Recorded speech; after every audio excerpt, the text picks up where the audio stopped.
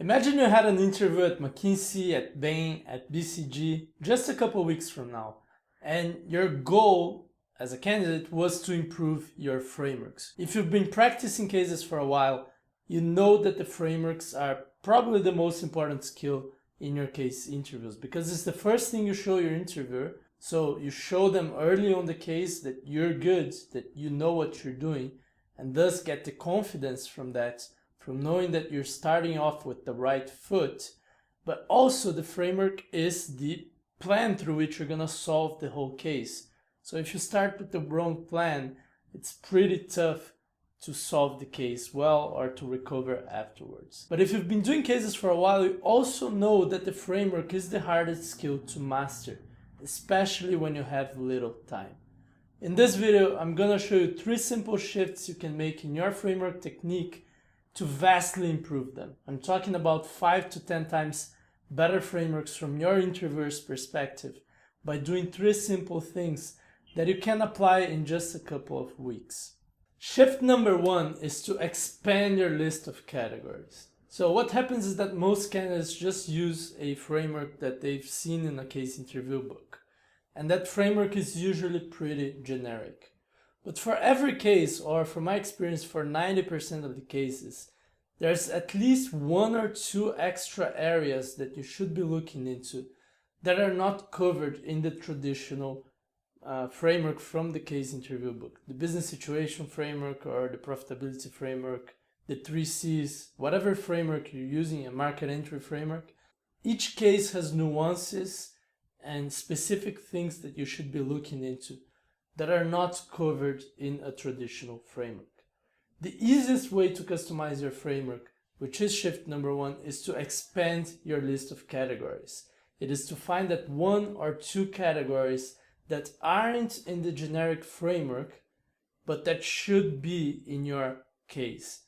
And by just doing this simple shift, you're going to differentiate yourself from all the other candidates that are just using a generic framework. Let me show you how to do it through an example.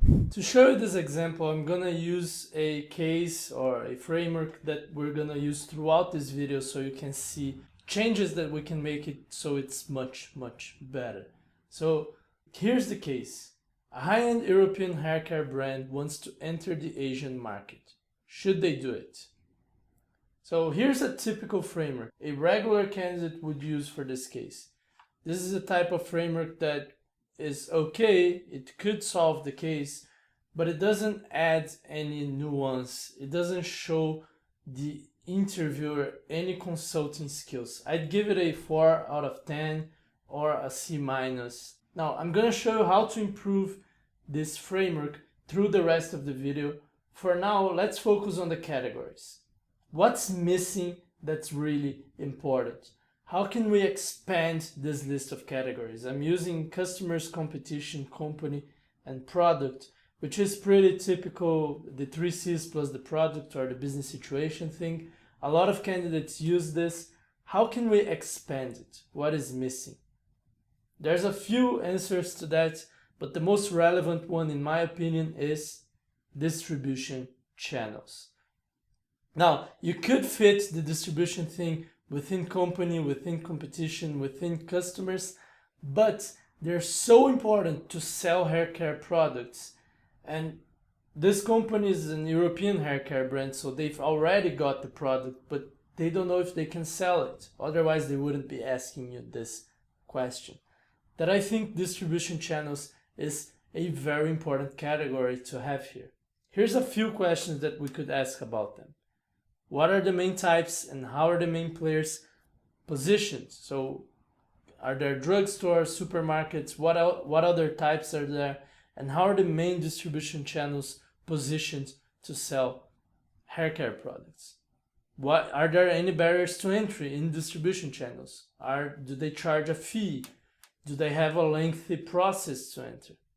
How can we incentivize them to carry a product and push its sales? So these are just a few of the questions that I would ask within distribution channels that I think are really, really, really important. Just by doing this, I know you're much, much better than the average candidate. while the other candidate is just parroting out a framework from a book, you've added a category that all the other candidates who are using the same framework in the case interview have not used. You've added the distribution channels category, and you've asked important questions about it. So here is the first way you differentiate yourself from all the other candidates who are using the same framework. And if you're using a framework like this, there are a lot of candidates using it too. You don't have to be different, but you have to show you're thinking about the problem. And this is one way to show, by expanding the list of categories. Shift number 2 is to make your issues case specific. Now, as we've seen in shift number 1, a generic structure is not a good thing. You need some customization. You need to show your interviewer that you're thinking and talking about the specific problem you're given. Now, in the first shift, we've added categories to make the structure more specific to your case. In shift number 2, we make the issues case specific. So when I say issues, I mean the questions you ask within each bucket or the hypothesis you have.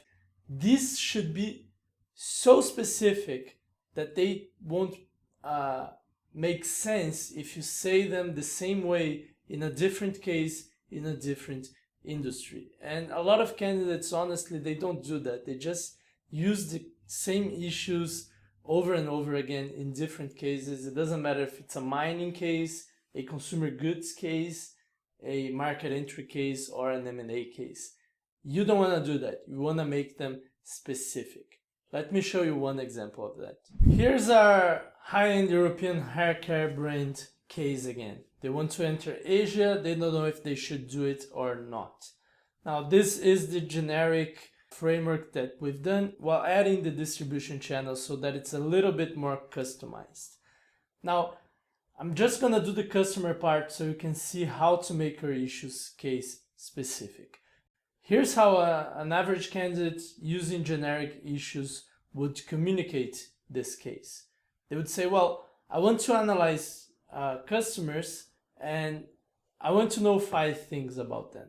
First, what is the size and growth of the markets by segment? Second, what drives demand growth? Third, how do men and women decide which brands to buy? Third, what is the reception of these customers to new brands?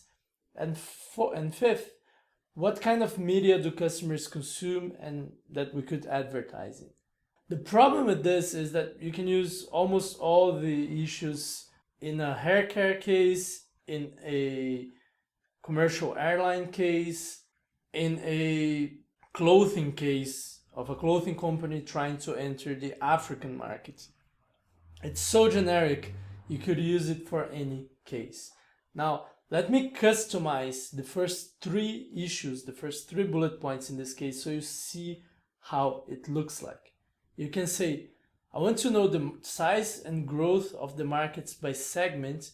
I would segment these populations into gender, countries, so are we talking about China or Southeast Asia, by type of hair care, so for example, are they looking for hair loss solutions, dandruff solutions, shampoos, hair dyes, or things like that, and by distribution channels. So I want to know which distribution channels are growing the most so that we can see if we're taking any opportunities there. Then I want to see what drives demand growth. And here I would look into a few probable drivers. Share of showers. So are people using high-end hair care products in every shower, or can we increase that so they use repairing products in more showers? That could be a source of demand growth. More usage per shower, so more milliliters of the product per shower used. Share of high-end hair care within overall hair care, and also increasing price under the assumption that customers are not very price sensitive for hair care products. Then I want to look at how do men and women decide which brand to buy. For example, what are the hair benefits or brand features that they desire? How much money is too much for each type of product? And I want to get a sense of the market like this.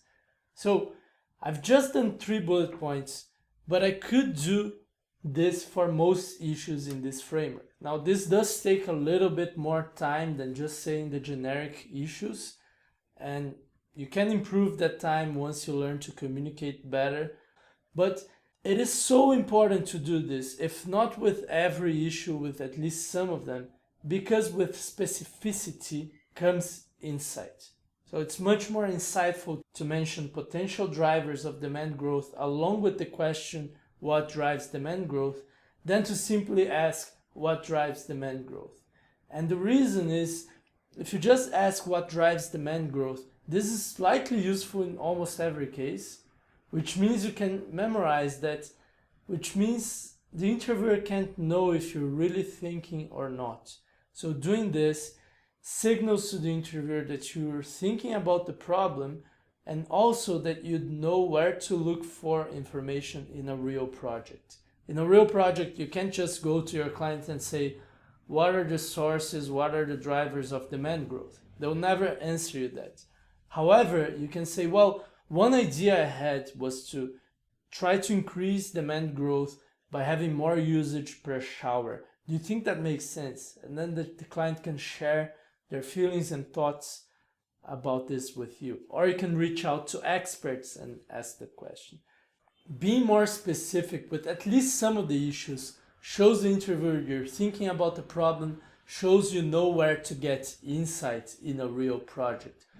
And this is pretty much the only way to convince the interviewer that you're ready for a real project and that you should be hired, showing them that you would know what to do in a real project. Now, let's move on to shift number 3 here, and this one's interesting. Shift number 1 was about being more specific with your structure and being more exhaustive by adding a new category or 2 new categories. Shift number 2 was about being more specific with your structures again, but now by shifting your issues and making them more specific. And by doing them, you're being more insightful as well. So shift number 1, more specific and more exhaustive. Shift number 2, more specific and more insightful. Shift number 3 is about having a hypothesis for every issue in your issue tree, having a hypothesis behind every issue in your structure.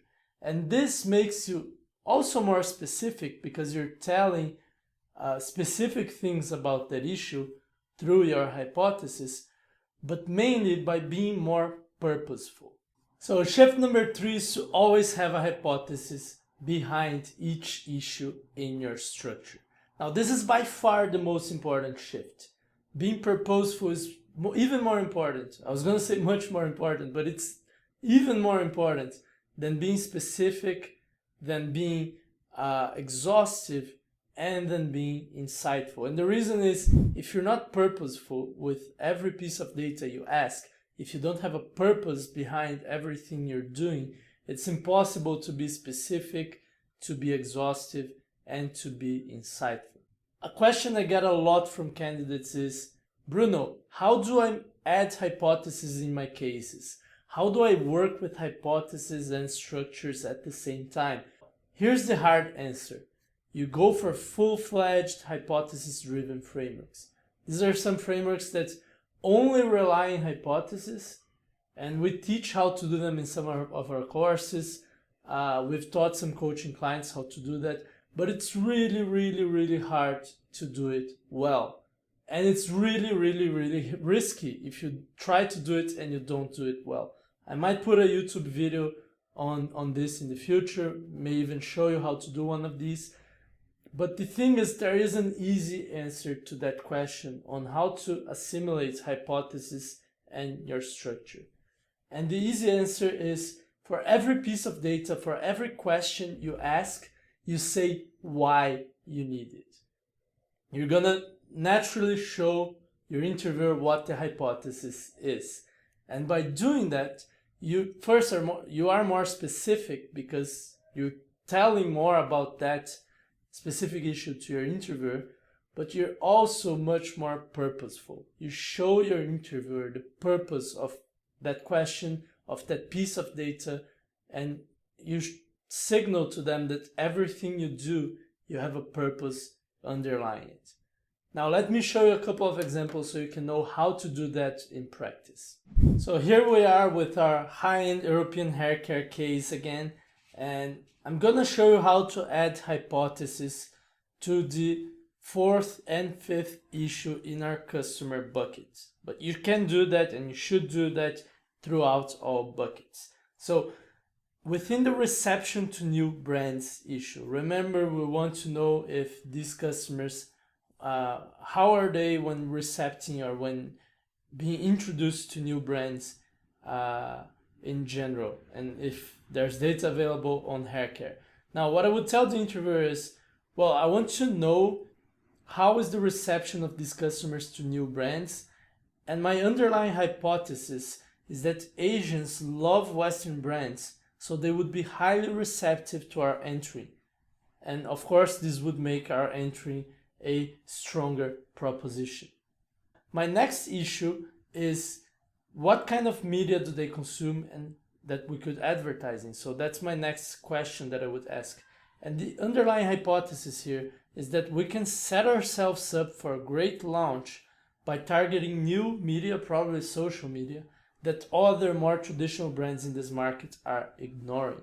And this would make our entry a much stronger proposition because we'd have a cost-effective way to advertise this product or this product line to our customers. So this is how we present hypotheses for each specific issue in a case interview. And I wanted to notice two things. The first one is that the way I phrase this hypothesis is highly specific. One thing that I see a lot of candidates doing is, well, my hypothesis is that I want to know about the reception to new brands, and my hypothesis is that reception is pretty important, so we should be looking into that. Now, this is not at all specific, and the problem with that is that it doesn't communicate to the interviewer why you want to look at that. You're basically rephrasing your issue and using the word hypothesis in this phrase, and that's not what a hypothesis is. What a hypothesis is a cause and an effect, and then an implication for us. So in this case, Asians love Western brands is the probable cause that we need to investigate. And the effect of this would be that they would be highly receptive to our entry. So your hypothesis should be highly specific.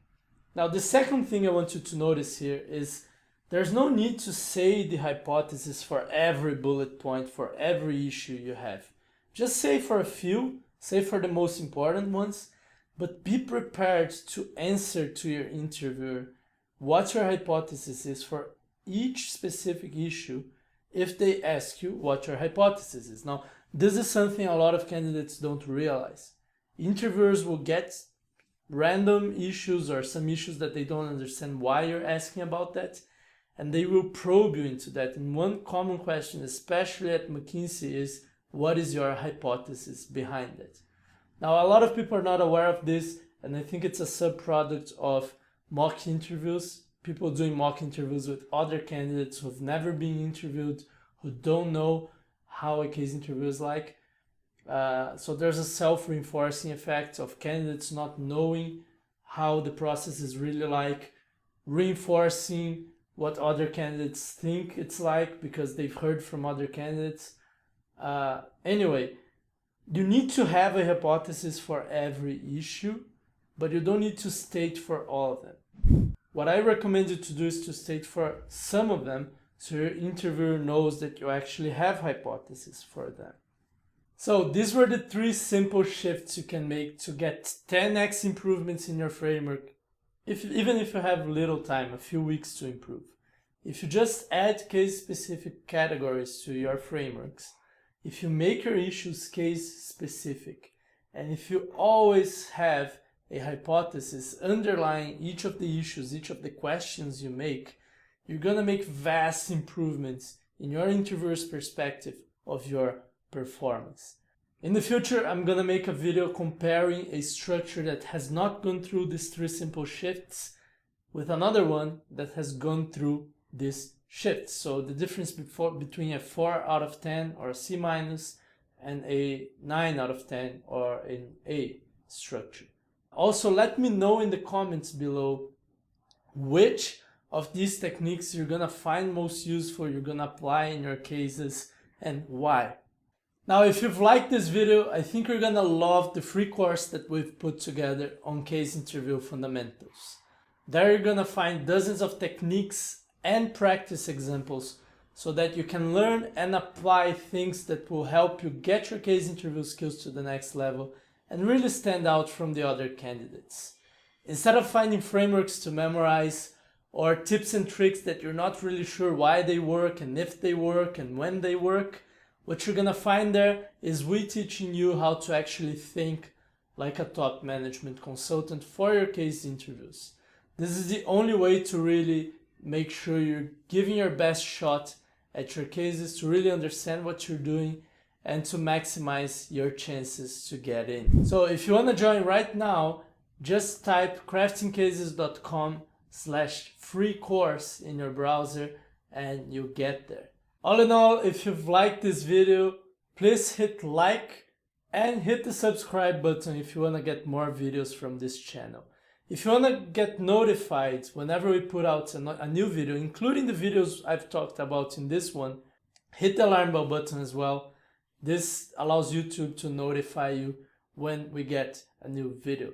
And don't forget to put in the comments which of these shifts in your framework technique are you going to apply in your next case and why. I hope you had a good time, and I'll see you in the next video.